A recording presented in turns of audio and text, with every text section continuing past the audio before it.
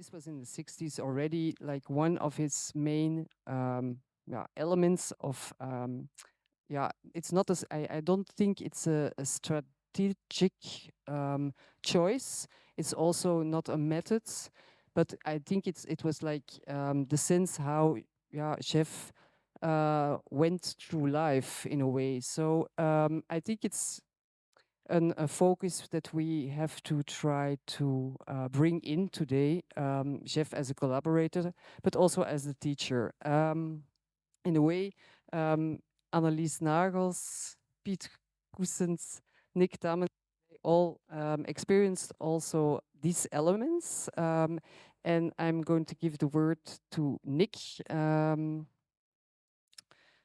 Yeah. Uh, Nick Tammens, curator, worked with Jef in 2017-18 in Portland, USA, on the exhibition Jef Geys. And um, Jef as the teacher. But I'm to Nick because he knows much more about that topic. Hello, everyone, and thank you, Sophie, and the whole team, and Nina, Kai, and the whole family as well. So, I guess also the background is that when I first started working with Jef, and it should also be known that I was living in Australia and we never met in person, so we only emailed. Um, um, I was a school teacher also at the time, so I think in a way that was also part of why he wanted to work with me. And I think it ended up feeding into a lot of the thoughts I had about his work. Um, Already, I did some lectures on his teaching and the relationship to the school in in around 2019 at WIELS, and I returned this week to make a follow-up lecture about the argument that I had made already in that lecture, which was about his relationship with radical pedagogy, which was coined by Brazilian theorist Paulo Freire, and the project for the 1991 biennial, which was created by Piet here. So I had a 1 hour talk already this week, and I'm going to try and boil it down very quickly and give you some of the key points. So also this research is very fresh. A lot of the stuff we're putting together, what I was kind of interested in and why I got to this point of going to Brazil again was because for me, and part of my argument about Jeff's work, okay, we know we're telling a lot of stories about the myth of Jef Geys today and his stories, and everyone has an anecdote. But for me, I think the really radical proposition of the work is about its reception and about what it does in terms of proposing forms, which is what an artist does, creates forms, and in which challenges the audience to, through visual analysis, to think about their position in society, the habits of viewing, the institutionalized ways of looking at art and thinking about art and engaging with society. So in Freire's model of radical education, it's about positing in the student the possibility of questioning their surroundings and the world in which they find themselves in. And my theoretical idea about Jeff's work is that there's an intentional way of also doing that with the work of art to the viewer, making us question also like the Western myth of the autonomy of the artwork. Anyway, that sounds complicated, but I'll explain. So, as outlined, in 1991, Jef represented Belgium as part of the 21st Biennale de Sao Paulo with a project that drew upon an extensive network of references presented through a series of 3 elements that took place both within and outside the biennial's main venue, the Oscar Niemeyer-designed Cicelo Matarazzo Pavilion, which is here, in Parque Ibirapuera. Sorry, my pronunciation is horrible. Developed with architect Guy Mertens and curated by Piet here.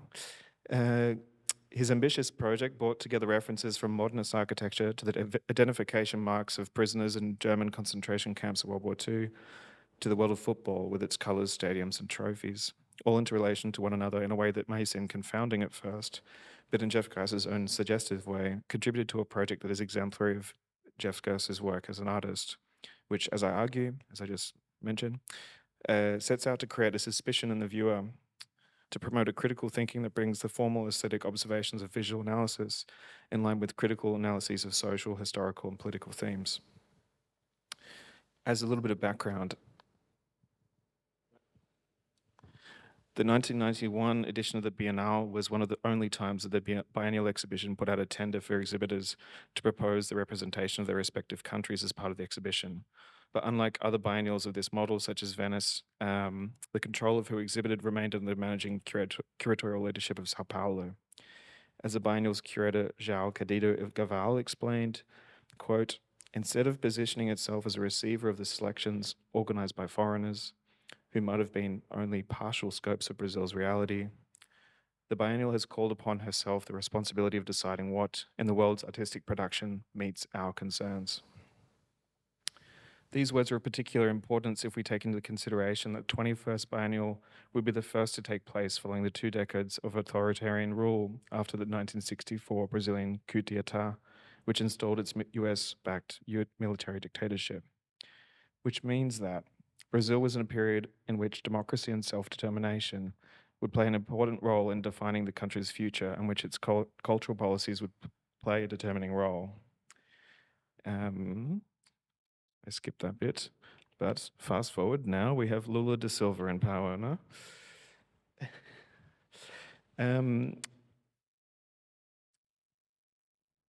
One of the things we should take into account was that this was, during this military dictatorship, the US was involved in many dictatorships throughout the continent, and one of the main references was the Pinochet's dictatorship, which used its national stadium, the Estadio Nacional Julio Martínez Pradanos, as a concentration camp. So this would be one of the main references, which I think was quite commonly known at the time, but now is not on everyone's mind.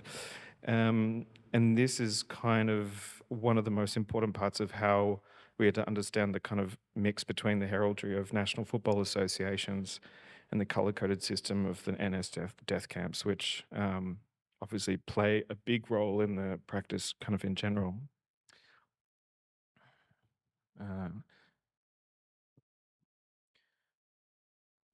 As Pete said actually in the catalogue, I quote you, "Architecture is limitation. Architecture and football, for ages, the stadium has been a polyvalent political instrument.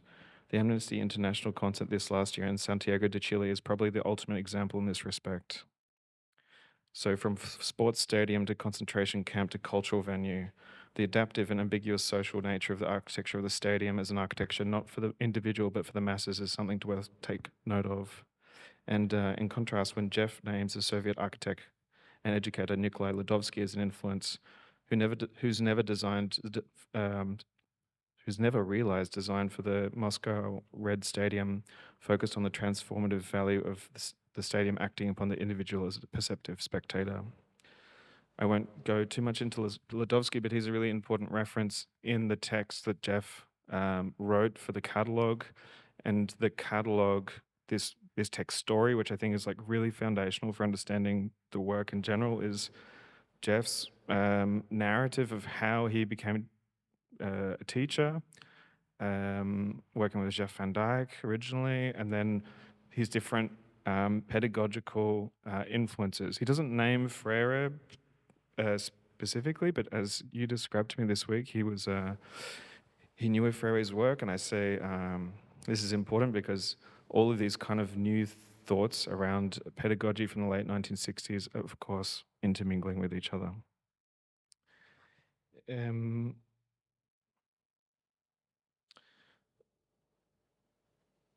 As some further background, which I think is important because Jef probably wouldn't have known this,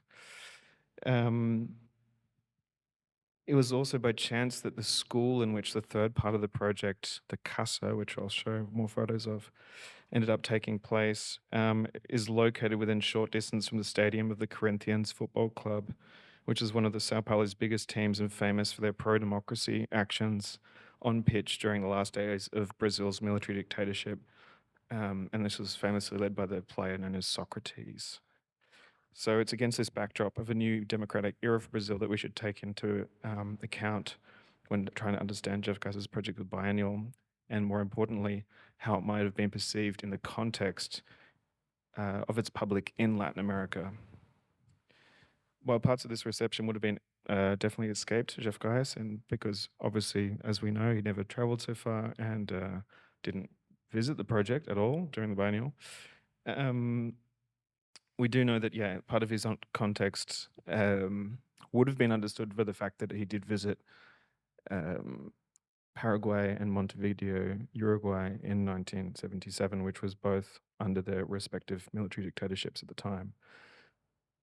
So this kind of background is just to really understand the possibilities of how this would have been received in different ways in Latin America, but also I think how we are also to read it now from a historical standpoint.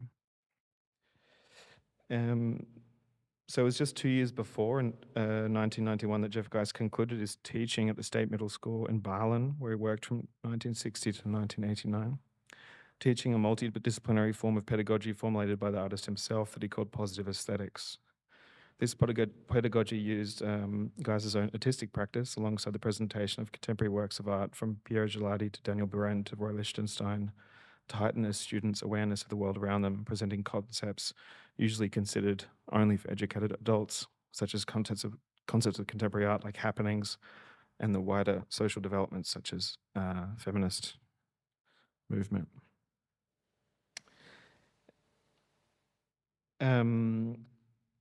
I won't go into too much because I won't waste too much time. But the beginning of the Sao Paulo project came from this context, and it came from this work on the left is in WIELS at the moment, and there's the child standing inside, is based on architecture by Wallace Harrison, Oscar Niemeyer, and Luc Corbusier. And it was, of course, dealing with Le Corbusier's idea of the modular, which was based on anthropometric measurement and thinking about measurement of the body as a kind of universal principle, but also challenging that in terms of its relationship to architecture, and especially modernist architecture's claim to have kind of universal principles and really testing those things. And this would come under kind of a stress test in Sao Paulo. I include this slide as well because this is interesting if you look at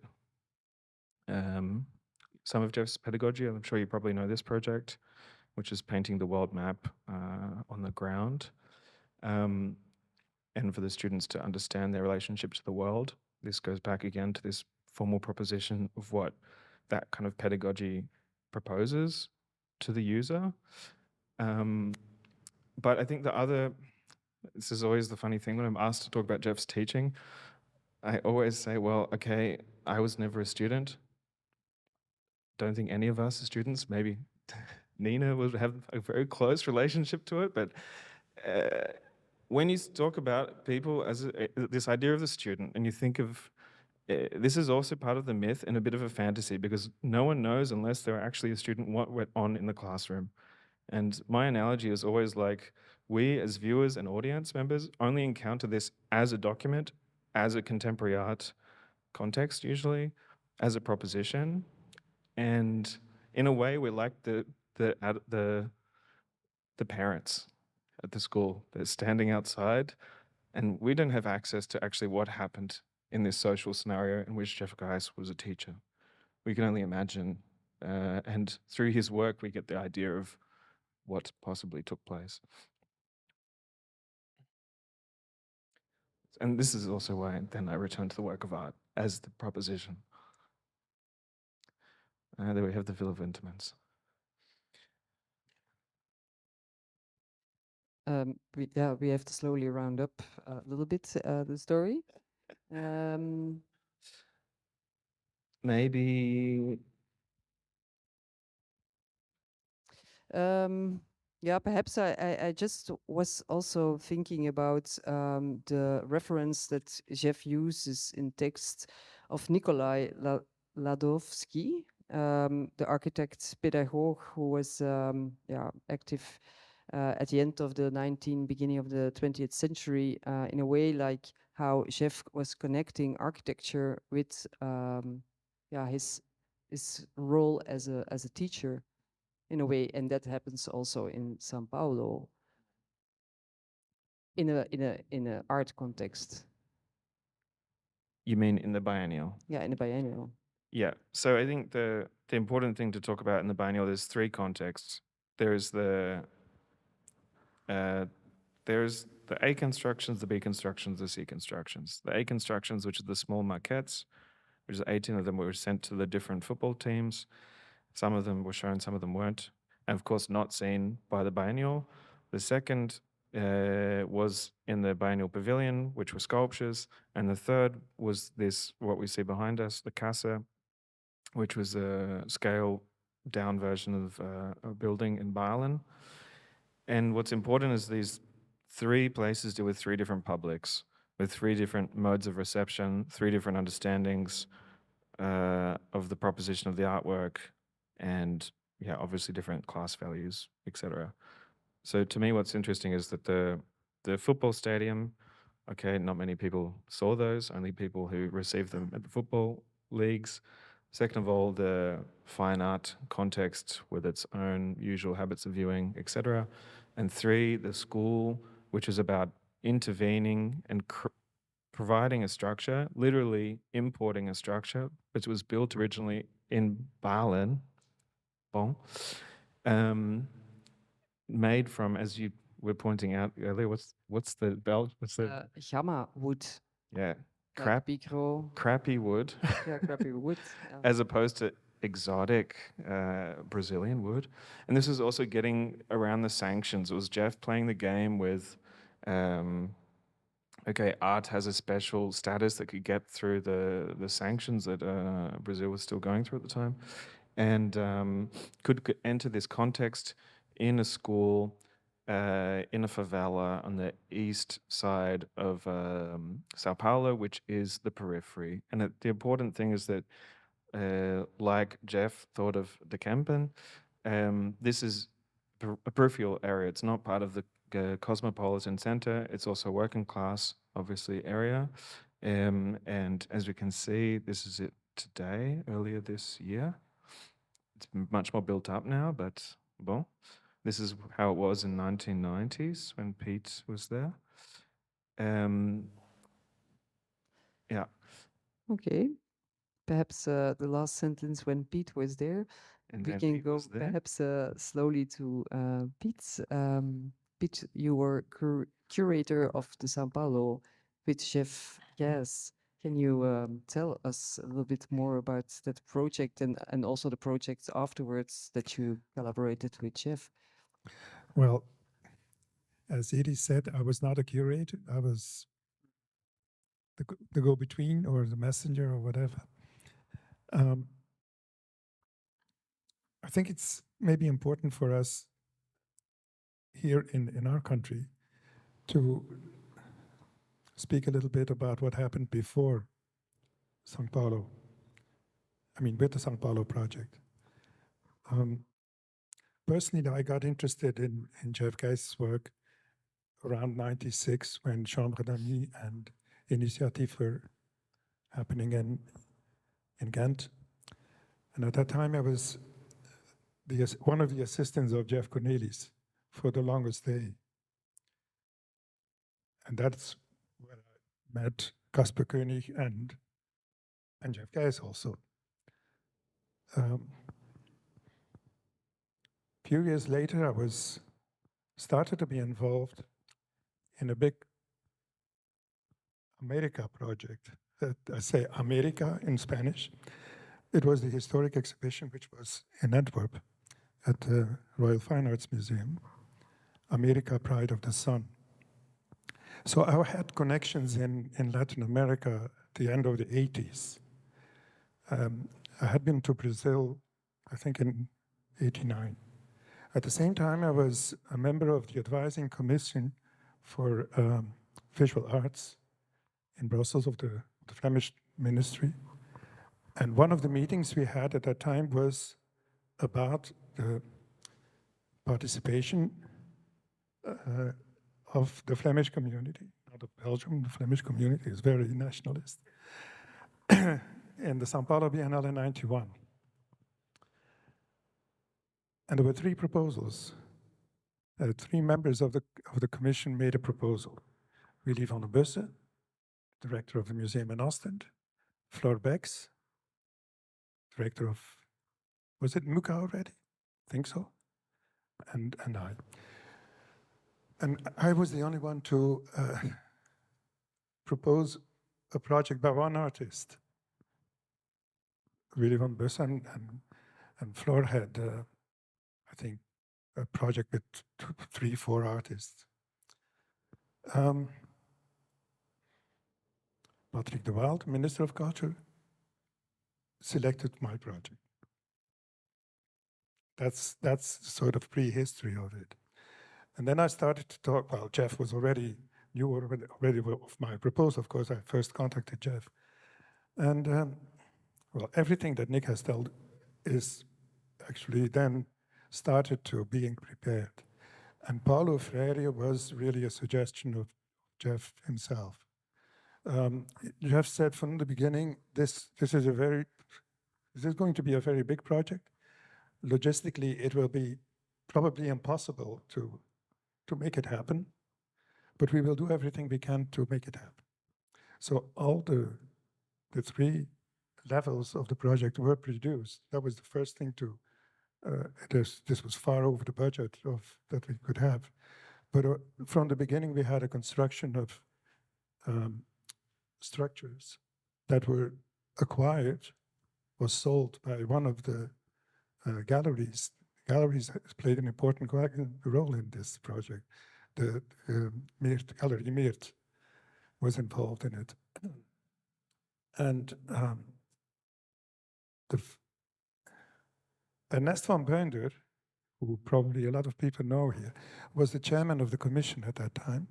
And he convinced Patrick de Waal to buy for the Flemish community, for the collection of the Flemish community, to buy 4 structures, and that allowed to complete the budget. These works are now at the MUCA. So everything was made, everything was produced, and at the same time, Dirk Snauwaert, who was working already at the Palais des Beaux-Arts in Brussels, was preparing this 1992 exhibition with Jef.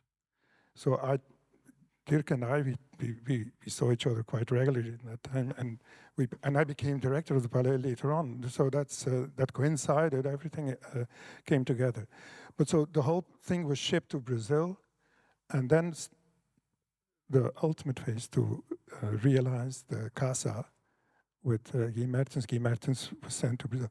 But Paulo Freire was the one who made it possible that the Casa was built.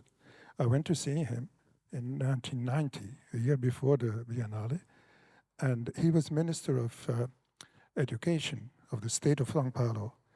So he selected the school, and so that is really how it happened. But I think it's important to understand how it was actually received here before it even existed. Yeah. Could I maybe also just expand on that last point? The interesting thing from the school side, when I spoke to the teachers just this year, is that, and they really explained to me that they didn't know they were getting an artwork.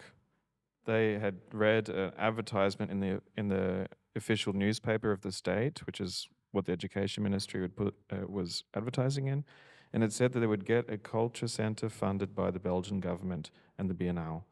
And then when this arrived, and that last newspaper article says, they ironically call it the gift from the Belgians, because it arrived and they said, what the hell is this? We thought we were getting a culture center. And this came out of, the Freirean method of having these decisions made was that they, as a school, completely unhierarchically, with the community, the principal is not in charge, it's a democratic process, had to argue together, why would we, a community that doesn't have running water, need a cultural center? And it was only through those conversations that they then got to the point where they decided to put in an application to get this cultural center, and all that work that then provided this thing. And of course, the thing was,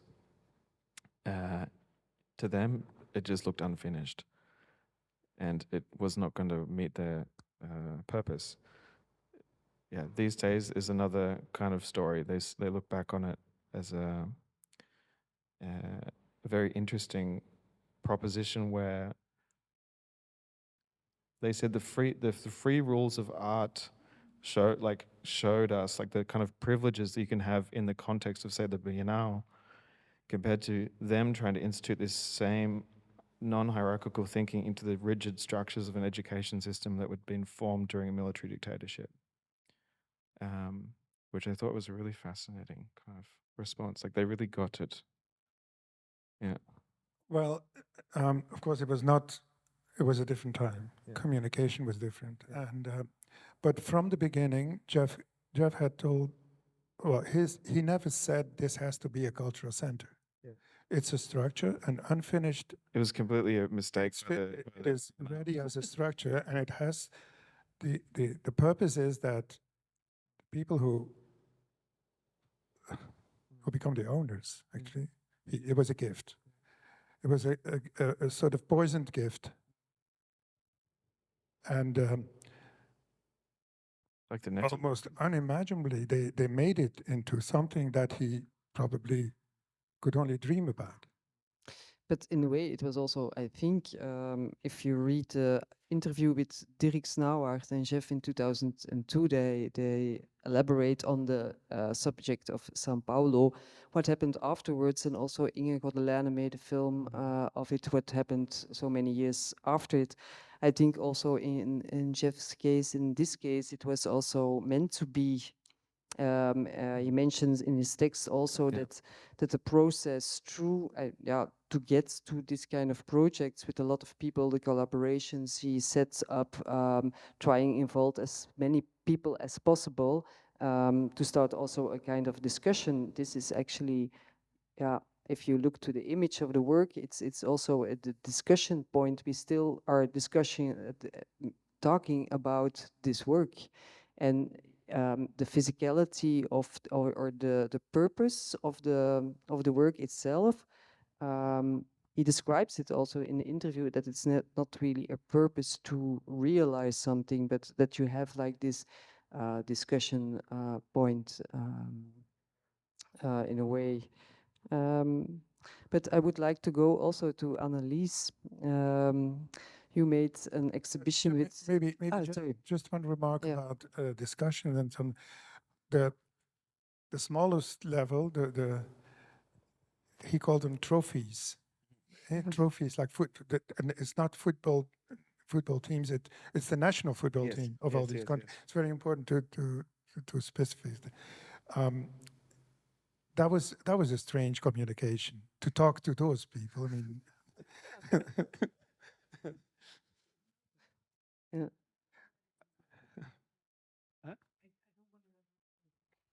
so I will introduce also Annelies Nagels. Annelies was for more than 10 years head of exhibitions at the Warande in Turnhout. The Warande in Turnhout, where Jef already made exhibitions, dokterswoningen in the, I forgot you can say it, which?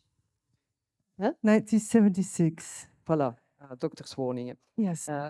But yes, I made an exhibition with Jef, and I'm showing, the images that I'm showing are low resolution. I apologize for this, but I don't have access to the high resolution images anymore. So that's the reason why.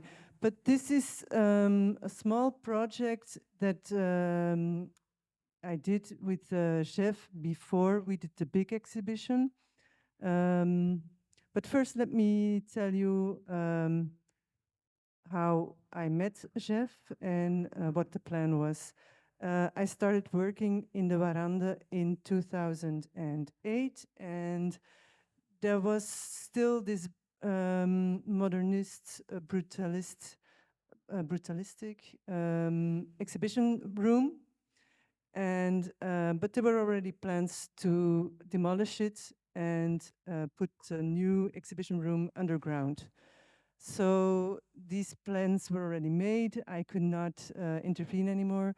And I always found it very ironic that in a cultural center where you have theater and music, all kinds of activities that don't need daylight, that those activities were put on ground level, and that the exhibitions that actually could profit from daylight were put underground. So for me, that was the reason to contact Jef Geys, because I knew that he was occupied with those kind of themes. So then I contacted the son of a good friend of his, that was Walter van den Broek, a famous Belgian writer, and his son was living in Turnhout near the Warande. And I asked him if I could meet with Jef Geys. And then I got an appointment at a bar in Mol, a village in the Kempen as well. So yeah, it was sort of like his office where he was receiving me. And so I asked my question, and actually he almost immediately said, yes, that we're going to do that. And it was meant to be the first exhibition in the new exhibition hall. But of course, when you plan a little bit ahead, and I was already planning the exhibition after his one. And that was an exhibition with Hans Op de Beek. And so when the renovation works slowed and it wasn't ready in time, we decided to postpone Jef's exhibition, and it became the second exhibition, less symbolic, of course, because I wanted to open with sort of a criticism on the architecture. But yeah, we didn't. It didn't succeed. But anyway, when we were waiting for the renovation to be finished, he decided that we would already do a small other exhibition, because one of the I was given already 2 tasks at the cafe in Mol, and one was you have to keep the copy of Het Zoeklicht, which was a commercial magazine, free magazine in the Kempen. So keep the weekly copy, and also keep all the cartoons by the cartoonist Zak. And don't just cut them out, keep the whole page. It was a cartoonist for the Morgen. So I had to keep all these pages with cartoons from Zak, and I just put them in a box, and the other box was for the Zoeklicht newspapers, if you call them newspapers. I didn't know what was going to happen with them, but then suddenly he came with the idea to make a wall newspaper, and that's this one that you see. So these are all the newspapers I was saving. So I finally found out what they were meant for, and with cartoons by Zak. And actually it was a reference to something that Jef did in the early years in the Warande, in the 70s, when the building was not finished yet. There were concrete walls, in the small concrete walls in the hall, in the entrance hall, and he had a sort of wall newspaper there, and he put articles from newspapers. He put his own messages, and that's what he was referring to with. So he was commenting on society. Most of it was on the local politics, because Walter van den Broek, his friend, was also the editor of a local newspaper. So a lot of times it was about local politics. And yes, and he said that Zak was sort of doing the same thing with his cartoons. So, but then the big exhibition. Let me show you. This was the entrance. and it says Jef Geys, Licht en Architectuur. And then you can see why I had to keep the copies of the Zoeklicht, because we had to make a wallpaper with all the copies of, how do you call it, Imo web. Yeah, now it would be Imo web, but then it was still in the small newspapers where the announcements of the selling houses were put. So we put them on the wall with, yeah, like wallpaper.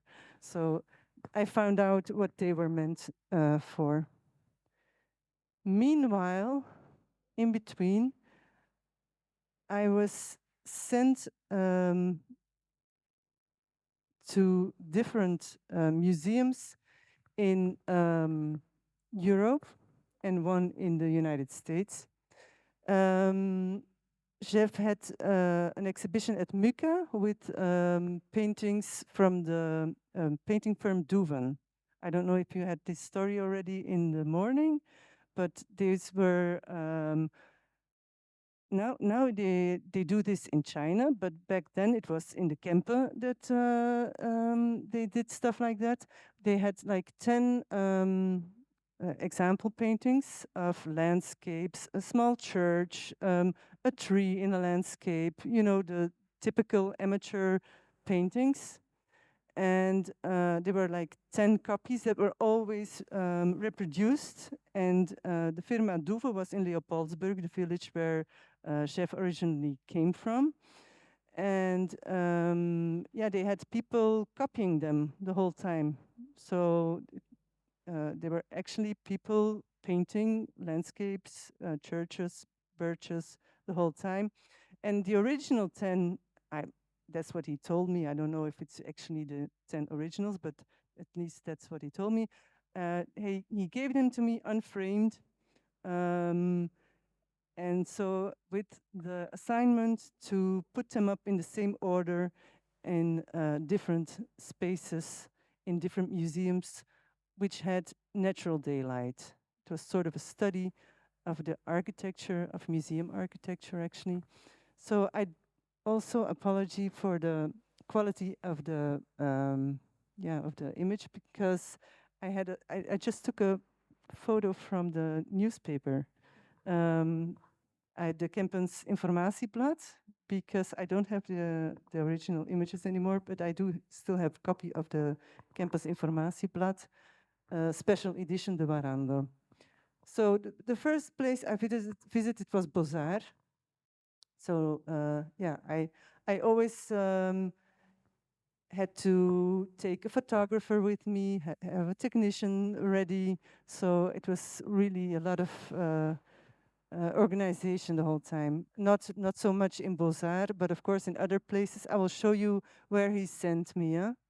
So this is Beaux-Arts. Then this is the Barcelona Magba.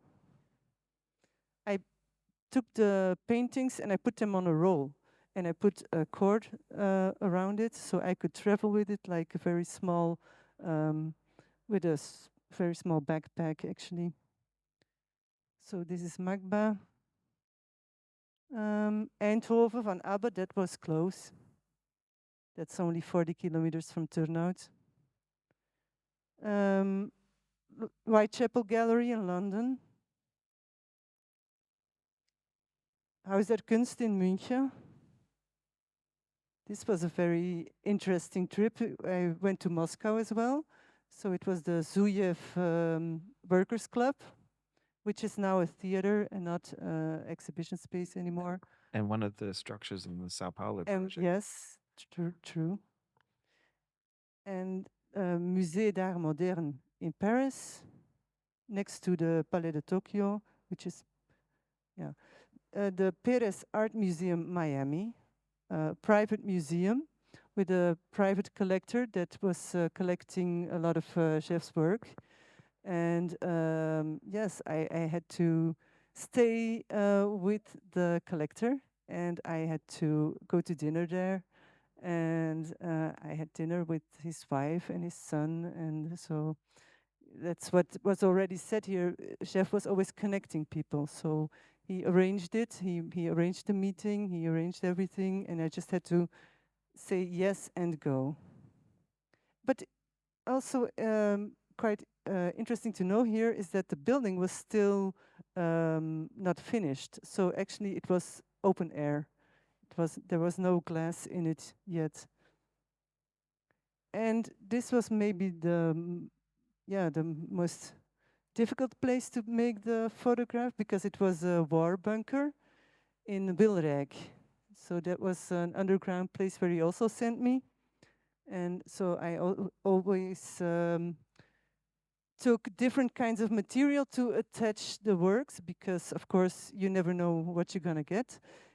Some walls I could use nails, some walls I had to use plugs, some walls I had to use tape. So this was difficult because it was very humid, and I couldn't, I almost didn't succeed in attaching it. And I think right after this picture was made, they fell down again.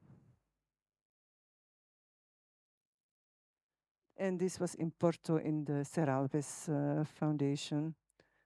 So yes, it was quite an interesting thing for me to do. I don't know how much time. We still have time to talk about it. Okay. Yeah. So in the exhibition itself, I will show you the new exhibition hall. They were put like this. So it's quite a big space. It's like 300 square meters. So the originals were put at the end of the space where there's still natural light, and all the rest was put in artificial light. This is another one.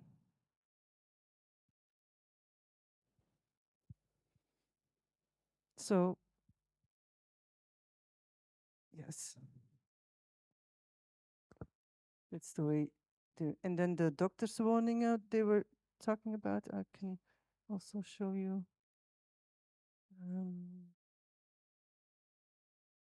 This is the piece he also did in 1976. And for me, it was a very interesting social study that he did, because in 1976, all the doctors in Turnhout were still living in the city center.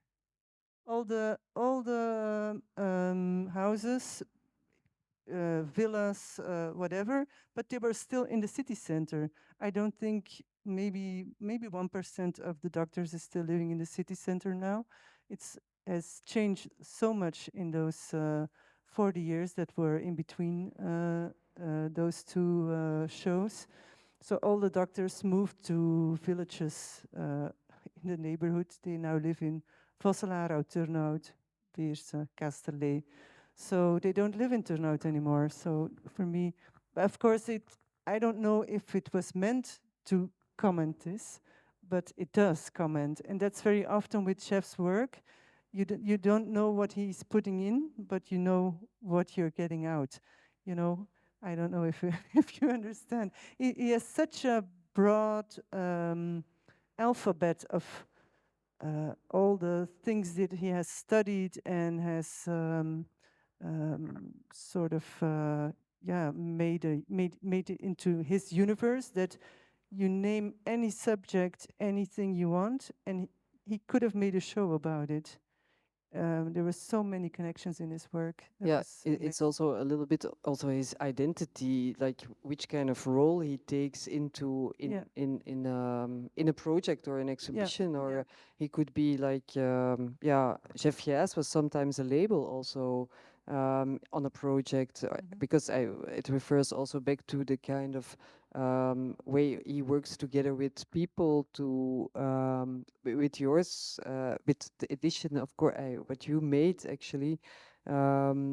It's like the regisseur of an artwork actually, and I noticed in different other projects, like in Witte de Wit in the beginning of the 90s also, where he involves actually people, local families, to make television. So in a way, it's he's connecting And we are talking now a lot about architecture, but architecture not only as a formal aspect or a status aspect, but also as a social aspect. A lot about social elements in it. I think. I don't know what you think about that one. Yes, definitely. Yes, I think you're right. When I was working with Jef, my father had just built a small house in our garden to live in for himself. And Jef was very interested, and he always asked me about my father. Um, Actually, there are a lot of parallels because he was also living with his daughter, and I was also living with my father. Um, yeah, also my mother, she had already died of cancer, but my father had a brain tumor, so it was very. He could relate to my situation, and the fact that my father was building a small house all by himself as sort of a therapy was very.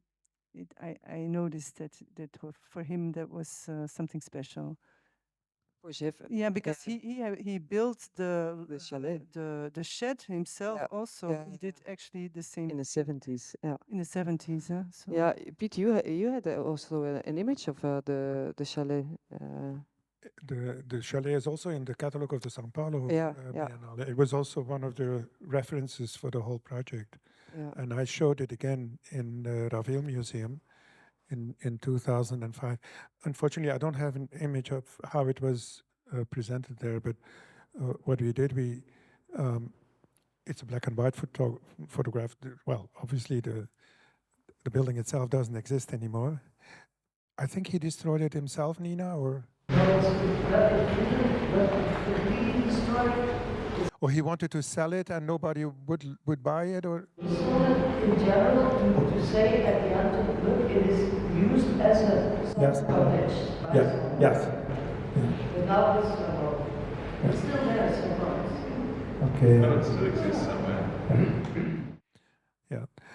At the Ravel Museum, it was copied on a Xerox machine, an A3 format, and then I think there was 16 who made a sort of mosaic with it on the like wallpaper.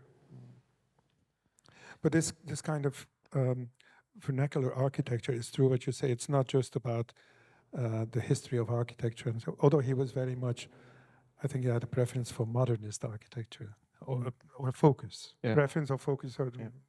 But it was certainly that also for the São Paulo Biennale and worldwide, not just European. Yeah, in that case, also, I was thinking to ask this question to all of you. He chose actually some buildings, some specific buildings, also the bunker in Wilrijk, for example. He didn't do it. He had probably something connected. Did he ever spoke about it? Why he chose these specific buildings? Well, but just to refer to the light and architecture project that you did at the Warande Museum, the piece was shown again at the Ravel Museum later on, which is also one of the museums that has natural light. And Stefan Beel, the architect of the Ravel Museum, was also the architect of two of the buildings in the São Paulo. I think almost every and the Warande also. and around every work by Jef Geys comes out of a former project by Jef Geys, and then back into it again. Yeah. The thing I was also thinking about when you're talking about your assignment is Jeff's many assignments that I think anyone who has worked with him has had to do some kind of strange trip or homework that is inevitably seems meaningless, but probably has some meaning that you might find out later. And yeah, for me, I always thought of this actually as a strategy, not only to kind of mess with the kind of expectations of, hey, if you want to work with me, you got to be invested. You can't just take like a lot of curators do, which I think was actually very nice about it. But I think like I was this idea of the teachers that with these kind of social interventions of asking you to do all these things, it inevitably leads you to ask, okay, why? Why? And that's, again, when I go back to the idea of this all being a kind of methodology of, yeah, a questioning, like a radical questioning, and it asks you to ask, why are we in this situation? But Jeff would never call it a method. No. But this No. is beyond Jeff. Yeah. It doesn't matter what he thought. This is what happens, With you.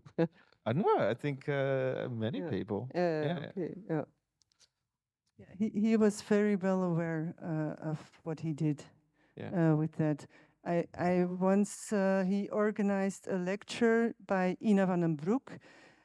It was she was the scientist who was preparing his work for the Venice Biennial, and she was giving a lecture, and he organized it. I don't know if he did it himself. I think it was Laurie Swerts who had to organize it. It was the 1st of May in the Zilvermeer in Mol. So, and then he invited all kinds of curators like Luc Lambrecht, Dirk Snauwaert, and he was actually, yeah, it was sort of, for him it was also a bit of fun. Like, can I 1st of May is also Labor Day, yeah? Yes. So he was forcing these people actually to come there on the 1st of May, one day perhaps that they could be home with their family. So he was telling me this, but I was thinking, yes, chef, that's true, but you're also making me come, I'm also, so sometimes you felt a little manipulated. But I was always straight about that with him. So I said, if it was going too far, I said it. Yeah. I'm not going to do that. Yeah. So.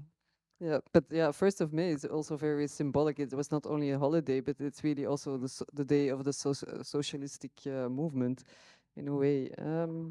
Sophie, did you have any assignments? You had many. Yeah, I was thinking which assignments. Yeah.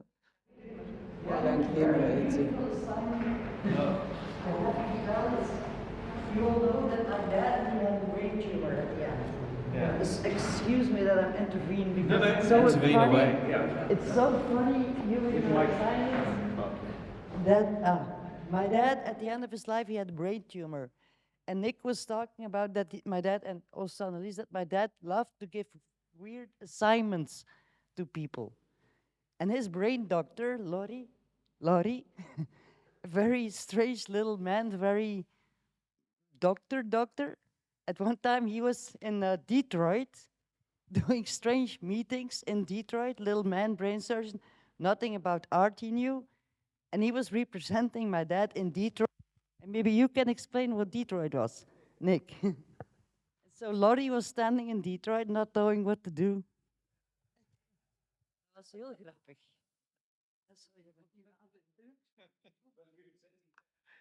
Yeah, send the brain surgeon as the representative. Great idea. Yeah, if you don't know the Detroit work, yeah, it's similar to the work of Venice, which was using medicinal plants that could be found. The linear, not the quadra. Yeah. So yeah, Jeff sent somebody also to Woodward Avenue to find also all sorts of plants which can be used for medical reasons, and yeah, that was one. It's the quadras. It's actually Jeff tried to make a kind of model that could be used for every city. That you can take 1 kilometer out of the city and start searching for plants which can be medical or Sint-Janskruid for to rest, or and then he made points of coordinations where he found these ones. He made it also in San Miguel cemetery in Venice. He did it also there. Anyway, this is the side. I think, like, on a broader point as well, it's really about displacing authorship in a really important way. Like, you're the one that has to go out and take the photos with the technician and put them up. And also those paintings are already not even paintings by him, but from a factory, and this kind of thing. Yeah, I had a similar project. yeah, it's indeed about authorship. It's shared also authorship in a way in the project. But that's another topic, I think, in Jef's. Perhaps we have to go to the audience if you have questions or comments on Jef as a teacher. I look to Bart there. No? Or, yeah. You say is the initiator of all these projects. Is it Jef? Or is he in to do something and then acts? It depends. Sometimes he's an initiator, sometimes he is invited. Yeah, it's not really only by invitation. The first letter I showed. It was clearly that he said you have to show Do the Kramer. exhibition with Jan Kramer. I did the exhibition with Jan Kramer at the Frans Masreel Center. I made a small solo about Jan Kramer and then connected to contemporary artists nowadays. So Jef was the initiator of this exhibition. So in a way, I think Jef was active also as an artist. His role in different, he took his role in different stadia in the art world, but not only in the art world, of course, in different fields of life. Was he a facilitator for young artists? Or because Kramer's not... No. I think Guy and Nina also refer often to the aspect that Jef was really into also when I was visiting Jef at his home to discuss the publications, he was often, we were gossiping actually about young artists and yeah, it was fun to do, but it was also, he was following all the young artists really. He knew exactly who was who in the art world as young artists. So he was super involved. Yeah. Since it's a panel on education, I have one question related to a term that is often used in relation to his teaching, which is the term positive aesthetics. I wonder if anyone of you knows how it actually came about, because it's often used, but I've never seen a document where he actually uses it himself. So that's my question. Me neither. Ik kan het in het Nederlands proberen uit te leggen. Hij had dus... Hij kreeg al in de regent, hij is dus regent. Het vak positieve esthetica bestond dus in... Die kregen ze dus tijdens die lessen positieve esthetica. Tijdens die lessen in het regentaat in Hasselt. En dat was eigenlijk een heel algemeen vak. Dat ging van de economische betekenis van kunst tot de betekenis van esthetica, van vormen, van kleuren. Dus dat ging heel ver. Die term, die is dan op een bepaald moment, toen Jef zelf les gaan geven is, toen is die term gebruikt geweest door een of andere inspecteur van wat jij geeft, dat is geen echte plastische opvoeding, want hij vatte zijn lessen ongelooflijk breed op, dat kon alles in die lessen, dat is eerder positieve esthetica. En toen heeft hij die term, denk ik, dat het zo gebeurd is, als een soort geuzennaam, is hij die blijven gebruiken? Of werd hij door mensen... Ik heb ook nog nergens een tekst gevonden waar hij dat in schreef, maar hij heeft daar wel altijd over gepraat, denk ik. En dan is dat in de kritiek is dat dan plots die term voor zijn lessen of voor zijn manier van lesgeven gebruikt geworden. Maar dat was voor hem echt... Een soort gozer. Iets anders dan plastische opvoeding. Hij gaf geen plastische opvoeding, hij gaf een veel breder vak. Dus dat heeft geen theoretische achtergrond, denk ik, maar ik denk dat zo soort spontane manier ergens in die literatuur over Jef is binnengeraakt. Ja. Maar dan via die normaal school. Ik denk, zo heb ik het toch vak dat zij kregen. En dat was een zekere Émile Tenmont, die had die hele, dat was een pedagoog, een Franstalige pedagoog, die had dat helemaal uitgedacht. Die had zo'n hele theorie uitgedacht rond esthetica en positieve esthetica. En dat is dan in het onderwijs terechtgekomen. Dus in alle normaalscholen en zo werd dat gegeven, positieve esthetica. Ja. Zo heb ik het proberen te reconstrueren, hoe dat het er ooit is ingekomen. Are there any other questions, perhaps? So it's a very short question. Coincidentally, when you were talking about the self-built sheds and cottages and so on, there was on the slide an image from an exhibition with designs by Jona Friedman, the architect, and was from a book about building your own house.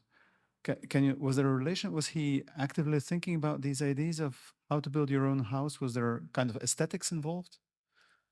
He did it. This one, yeah. He did it.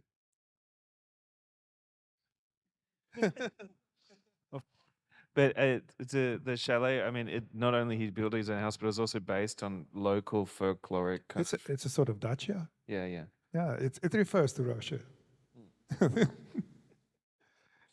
So, for Jona Friedman, Lisitsky worked in a wooden house.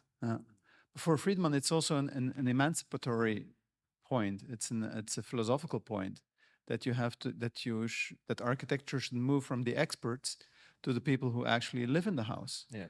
And was it also a question of emancipation of the of modern human beings? But individual emancipation, I would say, and also he also grew vegetables, and also that was related to culture and aesthetics. Yeah, I mean the three sisters, what the Indian, what the indigenous people in North America are cultivating, Jef had it in his garden: corn, tobacco, and whatever. There are three. Yeah. It goes on and on and on. It's always. But I think that also exactly your point, and I make this point in understanding the school structure and what happened to it. It was dismantled, and the people of the favela took that as a material then to build their own houses. And the thing about favela architecture is it is not, and Ferry talks about the banking system of education from top down and radicalizing that and making it from the bottom up. And instead of a genius architect saying, this is what your architecture should be, the favela architecture is about using what's at hand. So using standardized modern materials, and is exactly what you say. That's what happened to it. It disappeared into the community. Disappeared. It's someone's kitchen or something. We have no idea. Yeah, or in the trash. Yeah. Okay, thank you so much. Yes. Thank you. Okay, thank you.